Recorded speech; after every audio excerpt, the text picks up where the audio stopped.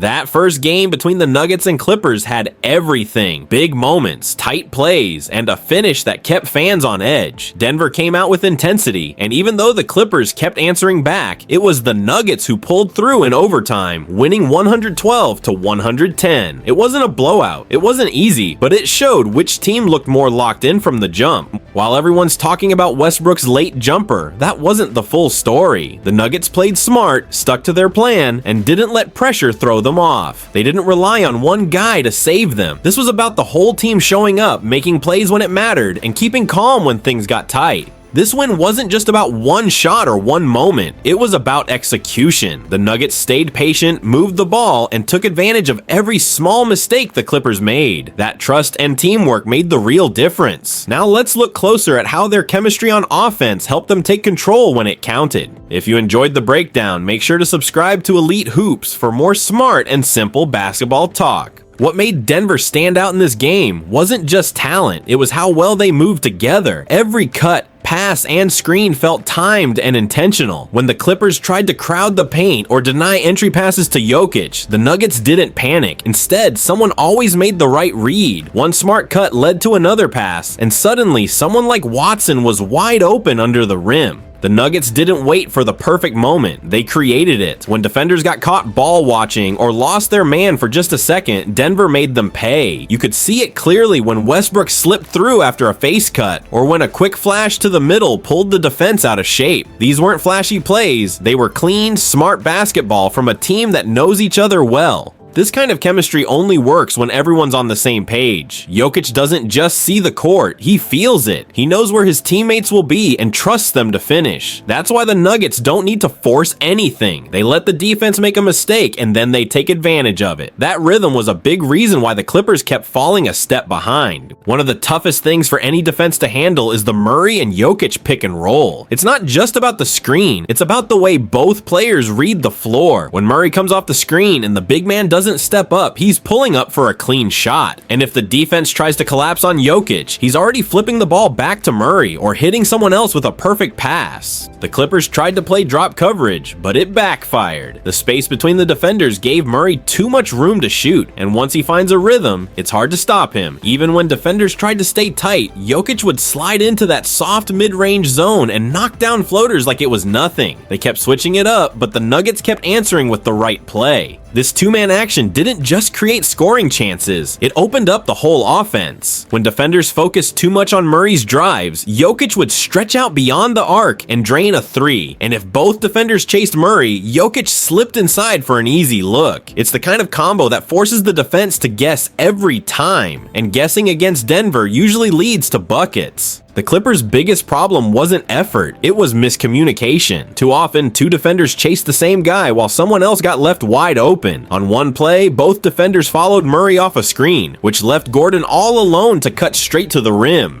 Jokic saw it in a second and dropped a perfect pass for the easy slam. It wasn't just a mistake, it was a breakdown Denver was ready for. These slip-ups kept happening. The Clippers tried to take away Murray's looks, but by doing that, they opened the door for others. Jokic doesn't miss those chances. Whether it was Bruce Brown cutting behind a distracted defender or someone drifting into the corner for a clean three, the Nuggets knew how to punish every wrong move. They didn't rush, they just waited for someone on the Clippers to lose track, and that happened a lot. In playoff games, little mistakes become big problems. If one guy doesn't call out a screen or rotates a second too late, it's already over. That's where Denver thrives. They don't need you to fall apart. They just need you to slip for half a second, and against a team this sharp, that's all it takes. Jokic isn't just a scorer, he's a problem solver. When the Clippers sent a double team at him in the post, he didn't panic or force a shot. He reacted fast. Sometimes he'd spin the other way before the help arrived, using his footwork to create space and finish with an easy layup. Other times, he didn't even look at the basket. He just found the open man before the defense could recover.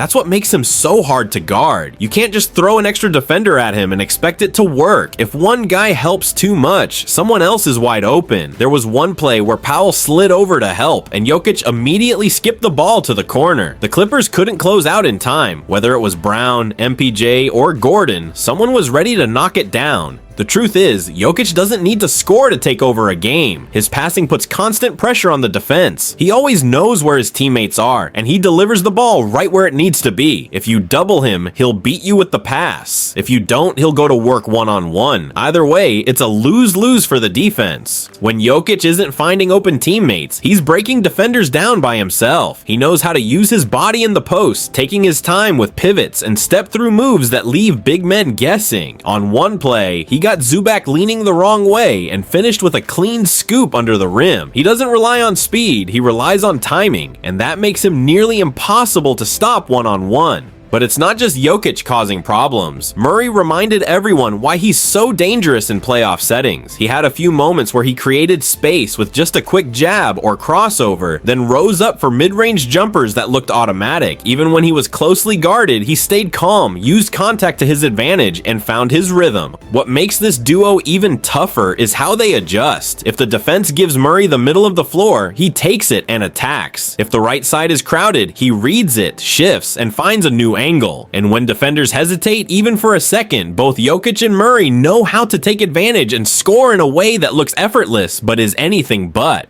As the game went on, it became clear that the Clippers weren't matching the Nuggets' energy. There were moments where Denver simply wanted it more.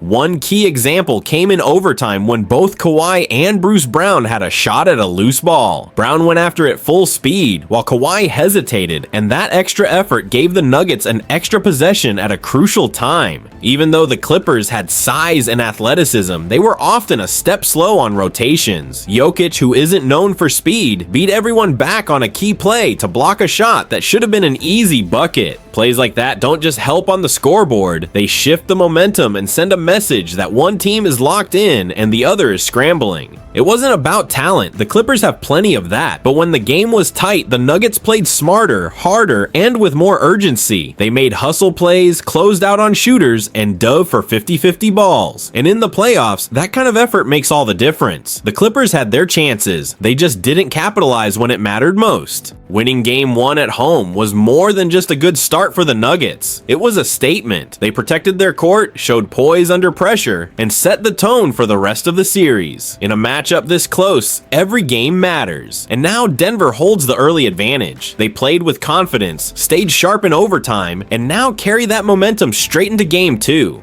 What stands out is how locked in this team is. Whether it was the big plays from Jokic, the smart reads by Murray, or the hustle from role players, it felt like every guy on the floor knew exactly what needed to be done. The crowd was loud, the energy was high, and the Nuggets fed off it. If they keep this same focus moving forward, the Clippers are going to have a tough time turning things around. Now it's your turn. What did you think of Game 1? Do you believe the Clippers can bounce back? Or is Denver in full control already? Drop your thoughts below, and if you want to keep up with every twist in this series, hit that like button, subscribe, and turn on notifications so you don't miss what's next.